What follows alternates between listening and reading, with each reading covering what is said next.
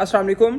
जैसा कि हम सब जानते हैं कि गर्मियों का मौसम चल रहा है और ये समर सीज़न में स्किन का ख़राब हो जाना या आपकी रंगत का बहुत ज़्यादा डल हो जाना ये काफ़ी ज़्यादा कॉमन है और बहुत से लोगों को ये मसला देखने को मिलता है।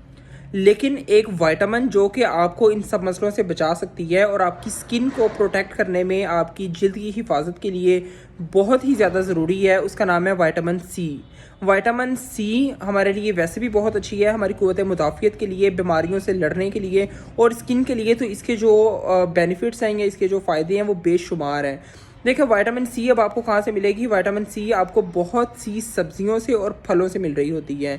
आपको लीमू से बहुत ज़्यादा विटामिन सी मिलती है, आप लीमू का इस्तेमाल ज़्यादा करें। आपको जो है अमरूद से विटामिन सी मिल सकती है, शिमला मिर्च है, इसके अलावा लीची है, हरी मिर्चें भी हैं और जितनी भी तकरीबन सब्जियां होती हैं और बहुत से फ्रूट्स में इसका एक ख़ास मिकदार पाई जाती है। इन्हें ज़्यादा से ज़्यादा इस्तेमाल करें और